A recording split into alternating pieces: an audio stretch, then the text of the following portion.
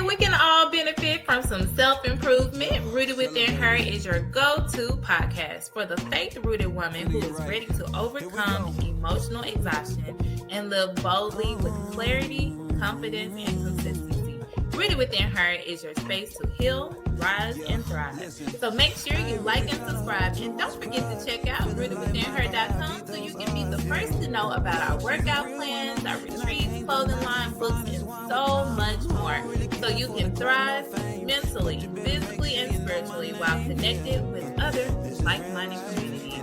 So sit back and relax, and don't forget to grab your notepad and your pen and enjoy.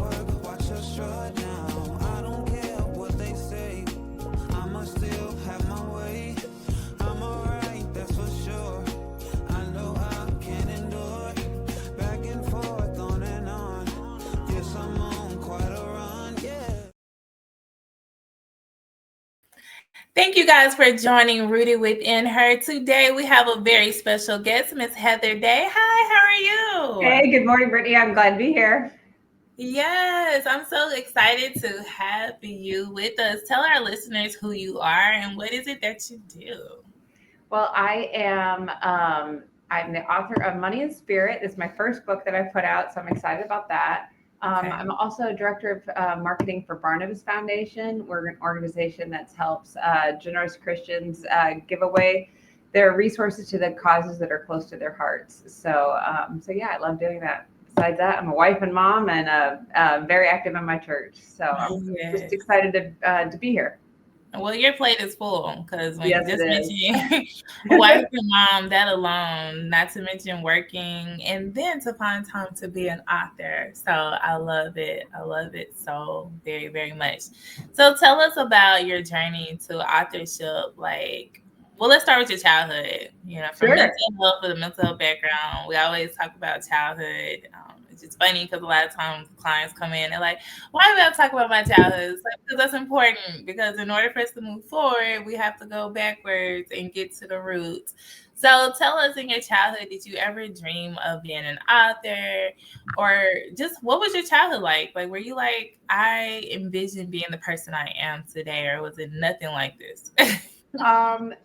Not exactly. So I was, my dad is a pastor. My mom was also very involved in ministry. So I've grown up in the church all my life. And from the time I was little, I did write stories and things like that, but I never thought of that as a career path. I just thought of that as something that I just did for fun. I was involved in young authors and things like that in elementary school. So looking back, I see how it was all over the place. But when I was probably about 10 years old, I sensed a call to be a missionary, and in my mind that had a clear parameters. From what I had seen from other missionaries, I thought that meant I needed to be a preacher, teacher, or doctor. So that was my what was going to look like. So I kind of held on to that all the way through high school, and then entered college as a pre-med major because of those. The woman preacher route seemed like a difficult one. I didn't really want to deal with kids. And so it's like, I'll be a doctor. And I got about halfway through my freshman year and thought, this is going to be a really long path because I hate science. So it kind of wrecked my world because I had a very specific vision of what it meant to fulfill that calling. And so for the first time in my life, I had no plan because I was like, what am I going to do? So I had a freshman year, I had a communications professor. I had speech 101, and he said, you have a gift in this, you should stick with this. And I'm like, what? Talking is a skill. But he just affirmed the communication skills that he saw in me. And I switched majors with no plan or understanding of how God would use it. But over and over again, I've seen how God has opened doors for me to use my passions and my skills in writing and communications and messaging, how he has used that over and over again I do feel like I'm living out that call to missions through working for nonprofit Christian ministries that I've worked for almost the entirety of my career.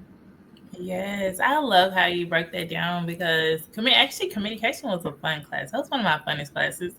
Yes.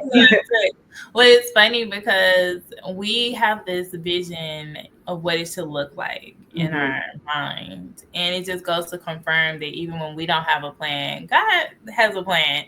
Yes, and by this professor sharing that with you and pushing you to be like, okay, this is something great. You're able to do what you do even now of writing. And so many people might be listening today and been like, I never thought about how I can still utilize my gift. And it might look different, but it's still being utilized in this way. And that's funny. You were saying your dad was a pastor and thinking about like what you had. Like, so do I be a pastor? Do I become a teacher? Do I become a and it's funny because the saying they always say about like preachers' children and teachers' children, they're like the bad kids, the PK kids, and all these things. Were you ever like called that growing up, or? No, I always joke that pastors' kids go one of two ways. They go to the extremes. They either go deep into the church and ministry, or they go running the opposite direction. I was the one that really went deep, and some of my siblings went the other way, but they've come back around.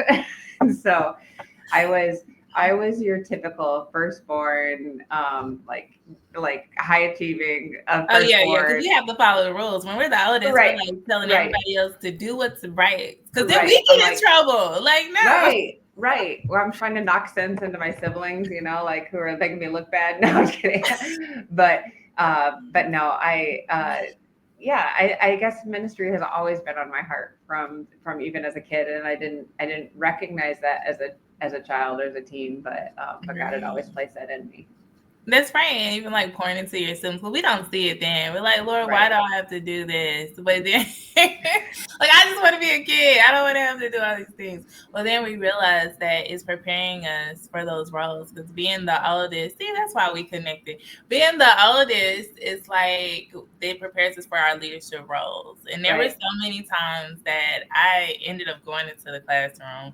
And I thought for the longest I would never, ever, ever be a teacher. I was like, no, my friend, she would call me. She'd be like, have you thought about becoming a teacher? Or how about you become a teacher? I was like, no, I don't want to deal with other people's bad kids and all these things.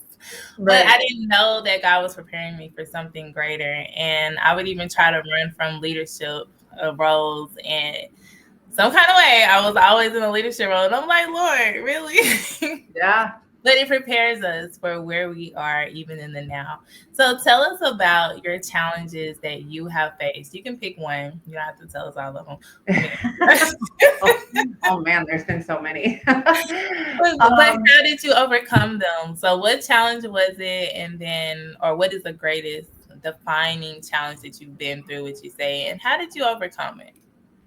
Well, I would say something that I've struggled with probably with the entirety of my life is this whole idea of imposter syndrome, and feeling like somehow I'm the little kid that snuck up to the adult table, like I don't have it all together, and they're eventually going to figure out I don't know what I'm doing. But I've struggled with that all my life, and it's not so much a life verse as a life passage that's always meant a lot to me. Is the calling of Moses and God talking to Moses, and he's in the desert, and Moses is just saying, like, you got the wrong guy, and he's like, I can't speak eloquent, I can't do this, and finally God kind of like just talks some sense into him, is like, Moses, I made you, I know who you are, I know what you're good at, I know what you're not good at, and I'm calling you to this purpose. And I it's always resonated with me, because I feel like it's not, when we have ministry opportunities, and the opportunities that I've had are not because I'm the greatest in the world at that, but just it comes from obedience and allowing God, the perfect God, to work through our imperfections, and for him to surround us by people, just like he put Aaron into Moses's life, to surround us by people who fill in the gaps. So this has been something over and over again that I've seen, like when I felt inadequate and I felt like I wasn't up to the task, that God has just continued to affirm that I didn't need to be perfect. I didn't need to have it all together, that I could just continue to be real and be who I am, and that he would use me how he wants to use me. Yes. And I'm so glad you said that, because we think that we have to have everything. We have to know everything. And the reality is we don't. Right. But also, I just keep being reminded of how God reminds us that he doesn't use perfect people. Like, I mean, think about Saul, who became Yeah. Paul, right? And so I think about it all the time because of the culture that we live in now, where people are so, even though you're changing and you have transformed and you're not the person you used to be, people Right. are so big on trying to remind you of, remember you did this and Right. that. I am a different person now. The person that I Yeah. was then, the knowledge that I have now, like, and I'm so glad that God is God and not us. Yeah, yeah, absolutely. It's pretty amazing when you think about it. Just like you said, over and over again in the Bible, like he used people that were messed up. He took 12 guys that were just a hot mess and Yes. used them to change the world. They were they were they'd lose their cool. They were like The knobbly ears. yeah, they were liars, cheaters, like all these things. And of all the people in the world, God chose them to and the These women that were in their prostitutes, company. like Yeah, everything. Right? absolutely. Like if you were to write a book of, building a team, like that would not be the way to do it. But he chose imperfect people. And so why do we get this idea that we have to have it all together? That's not how God That's works. right. Yeah. But think about that, goes back to that imposter syndrome. Right. And right now, the way that things are, like we make any mistake or we say anything, just like with social media, people take clips of what we say and they don't tell the whole story. And people don't take the time to listen to the whole story. They just take that one piece and like, see, whatever it is. And Right. that's not the right way to get the whole picture. And so that's why I have to help with my clients. I tell them all the time, I say, if people don't know the beginning, middle, and end, then Right. they don't have the right to judge you. And only God knows the whole story. And so Right. you have the right or the ability to formulate your thoughts and opinions and be able to stand bold on who you are and in your purpose and walking into that light of frame. Right. And The so, other Oh, go ahead. Sorry. oh no, I was gonna say, what were you gonna say? Oh, I was just gonna say. So I think in the past few years, like something that I think that God has particularly called me to do is to lead through authenticity, because I find that when I share, when I allow people to see my brokenness and where I allow them to see my struggles and how God is working in the midst of that, then that makes you more relatable and able to reach people who are also in the midst of messes and brokenness. And part of that comes from after when you think of when you ask about struggles, like I have a daughter who's turning 19 this weekend. Oh, bless you. Thank you. But when after she was born, she's my firstborn, I dealt with postpartum depression, and I was really down in the depths and just really in a dark place.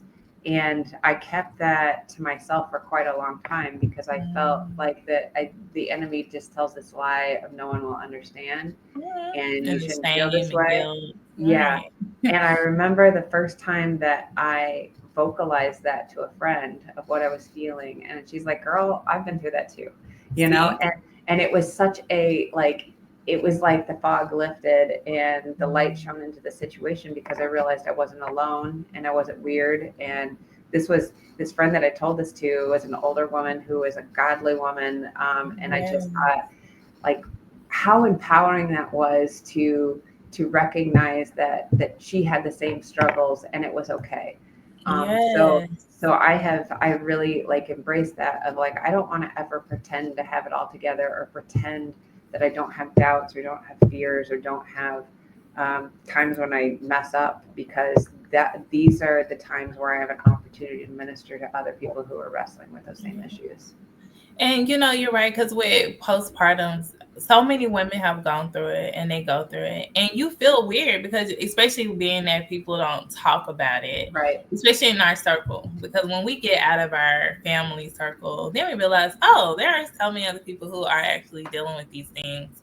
But we don't realize that when we're going through the things that we're going through. And the more we talk, the more empowering we become, because we feel like, okay, you know what? There is nothing wrong with this. There are so many other people who are walking this journey or have walked this journey. But we have to start being a culture that allows people to be able to freely share without judgment. Because so many people like, what, you're a mom, or that's what, da da da. And it's like the weight of it is so much. And you don't know how your body's going to change. Like after every child, your body changes. You can't eat the same. You don't think the same. Right. Especially when you get outnumbered. I just felt like I was so overwhelmed once I was outnumbered. I was like, oh my gosh, like, the younger siblings, the older siblings are like, why you just let the younger one do it? It's like, because I'm tired. Oh, yeah. I hear that all the time. He gets away with everything. I'm like, you don't remember. Right. I'm like, when you were that age, you got it. Right. And also, you wore me out, so I've got no energy left for him. Oh my gosh. Just kidding. That part. Oh my goodness. Like, it's funny because I used to be a school counselor in elementary, and I thought that it was just going to be like piece of cake. Blah, blah, blah. Oh my gosh. There was so many things going on. Every time I looked up, it was somebody screaming my name. Somebody. And I was just like, wow, but it makes you be even more on top of your children, because you're like, my children will not behave like that because of what I see. Right. Yep. Every single day. But I do want to go back to the sharing, being able to open up and share. And that is a place, being vulnerable. I love that, because so many times we don't encourage that. Or sometimes people open up to the wrong person and they're immediately shut down, not realizing that it doesn't have anything to do with them. That's because they haven't addressed their own insecurities and traumas.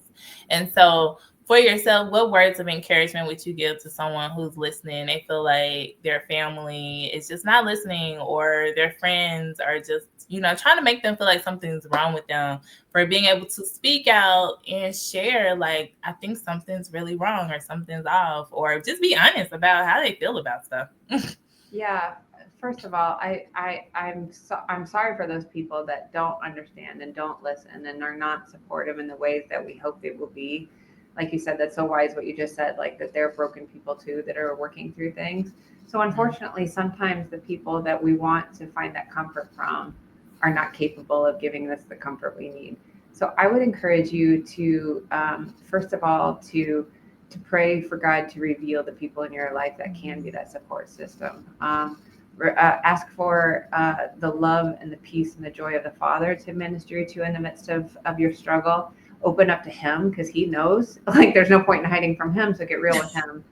But then also invite, ask just, I think that this is something that God wants us to be in relationship with him in the middle of our mess, but he also wants us to be in community. So God, lead me to people who can be my people, who can be my support system, who can bring comfort. And in some cases, and I've had to do this, sometimes that might be a professional, even to be able to talk to a counselor, or your pastor, or a wise woman that has lived there before it. But again, turn to God, ask him to be involved in the middle of your mess, and then invite, keep your eyes open, watching for the people that he puts in your life who can be there to give you the comfort that you need.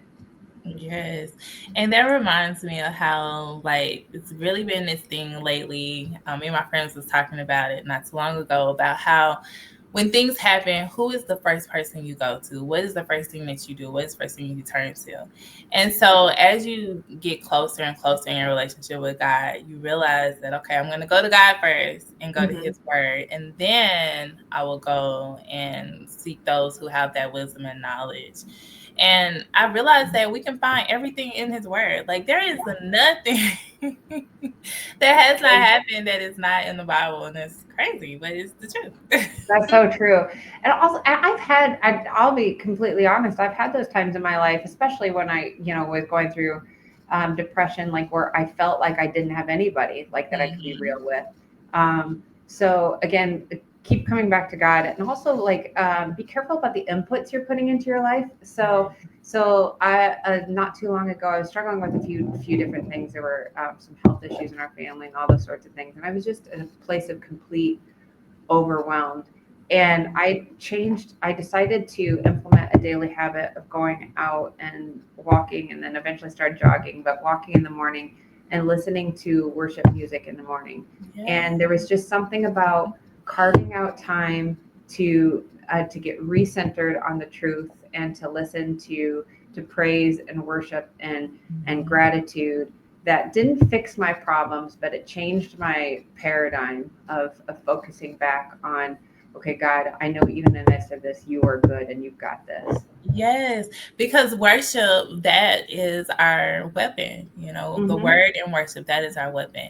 And so you doing that and starting your day, that just goes to show like that's part of seeking God, seeking his kingdom, putting him first, because there's so many things that fight for our attention, from the kids to the spouse to social media to work. It's so many things. So that helps you to be intentional on how you start your day. I have this phrase that I say with my clients all the time. I say, we focus on God, that equals peace, but we focus on people and the problem, that just magnifies the person and the problem. And it's so true. It is so true. And so as we have listeners who are listening today and they say, you know what, I really want to connect more with Heather. I really want to see, like, get a copy of her book and just really connect with you. How can they connect with you? And tell our listeners about like what you have for them. I would love to connect with you. I would love, sometimes you put things out there and it just goes out to the masses. So I would love to hear from individual people. Just reach out to me. But I've got a website, heatherday.net. That's heatherday.net. And there I keep a blog where I tell all my ridiculous, vulnerable stories, and some of them are just absurd.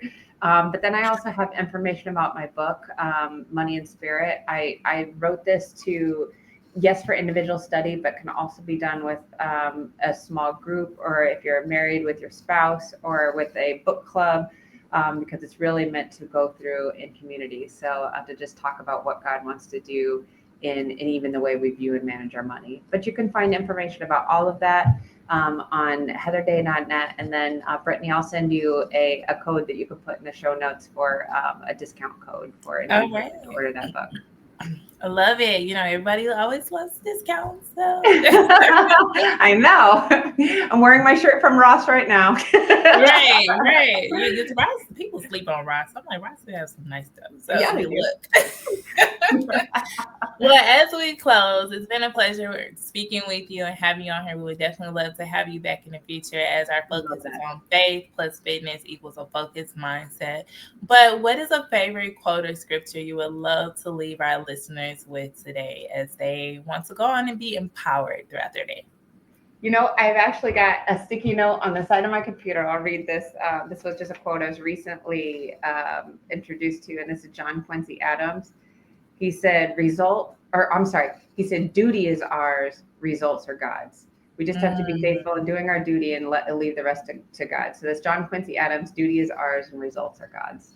I love it. And that reminds us how we always say our job is to plant the seed. Because how so many times like, I don't want to tell them, or I don't want to, we get in our head and we have to move out the way. Our job is to plant the seed and God will water it and allow it to come to fruition. So I love it. You're amazing. Well, thank you so much, Heather, for being on here. You are an amazing woman, a woman of God. You're an amazing wife. And we just thank you for everything that you are doing in the community, and just what you do is not easy. And so day in, day out is so much fighting for our attention, but to stay focused and to say, you know what, I'm going to stay focused on being about my kingdom's work is not easy. And so the fact that you are doing that is amazing. And so we're so glad to have you on here. And as we come to a very final close, can you tell our listeners again what website they should be going to so they can stay connected to you? Yeah, go to heatherday.net, and you could read there, and all my socials are connected on there, so you can make sure to connect with me there. I love it. Well, thank you, and you have a great day. You too. Thanks, Brittany.